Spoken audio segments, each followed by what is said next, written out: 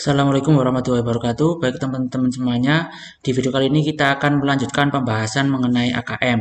Nah, sekarang kita sudah berada di tahapan nomor 2, yaitu pengantar program BIMTEK Guru Belajar seri AKM. Kita sudah mengerjakan semuanya kemarin. Sekarang kita sudah sampai ke dalam konsep dari asesmen nasional.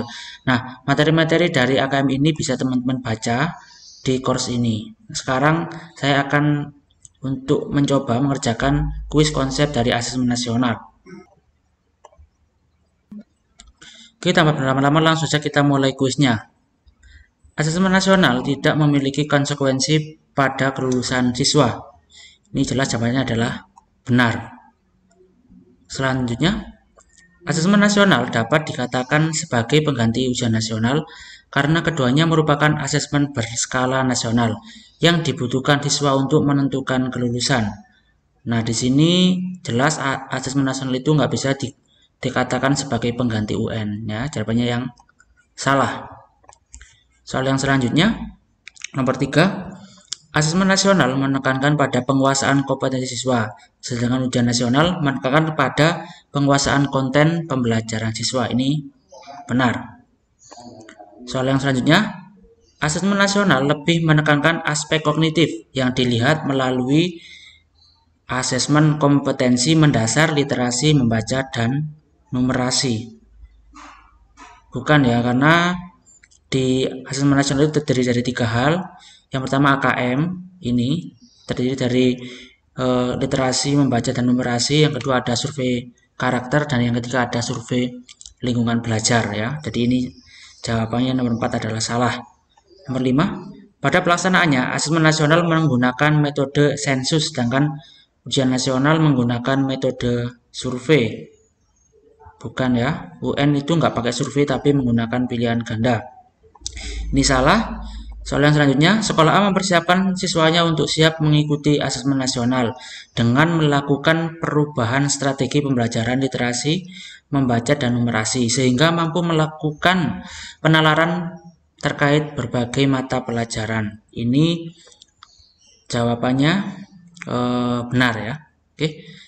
Nomor 7, siswa Pak Budi beranggapan bahwa dengan dihapusnya UN maka siswanya tidak akan semangat belajar karena kurangnya motivasi untuk mencapai nilai tertinggi. Itu adalah pernyataan yang salah. Yang selanjutnya, asesmen nasional bertujuan untuk mengevaluasi sistem pendidikan, bukan mengevaluasi hasil belajar. Ini sepertinya benar ya. Selanjutnya soal nomor 9,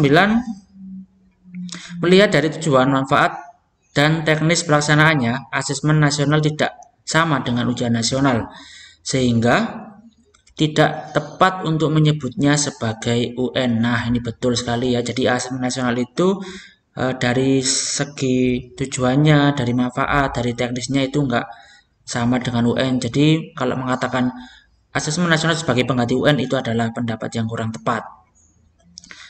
Yang selanjutnya, asesmen nasional bertujuan untuk mengukur kompetensi mendasar yang diperlukan siswa dalam menghadapi persoalan di kehidupannya.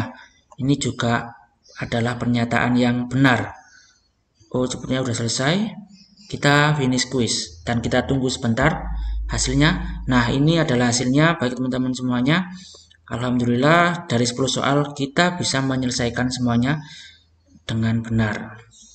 Kita bisa lanjut lagi sekarang.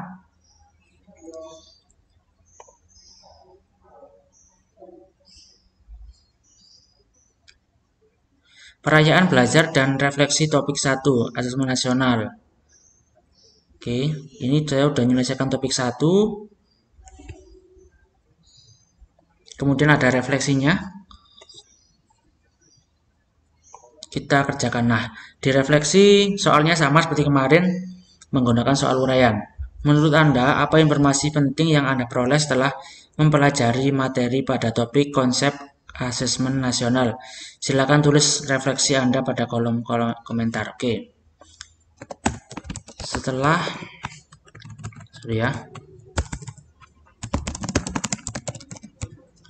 mengikuti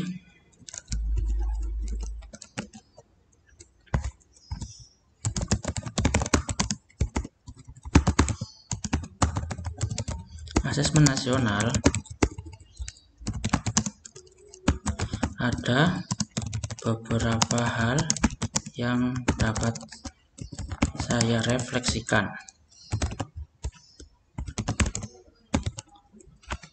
Saya buat poin-poin aja ya biar lebih gampang untuk memahaminya. Meningkatkan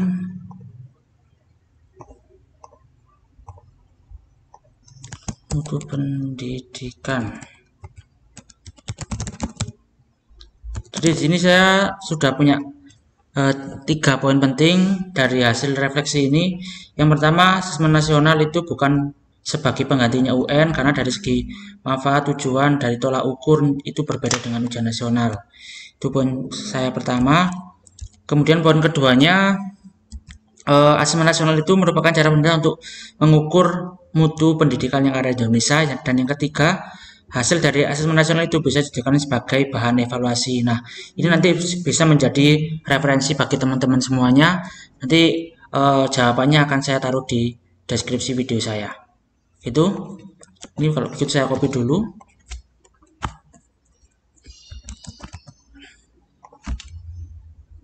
Jadi nanti teman-teman bisa menjadikan ini sebagai contoh ya. Nanti saya taruh di deskripsi video. Oke, sekarang saya finish terlebih dahulu.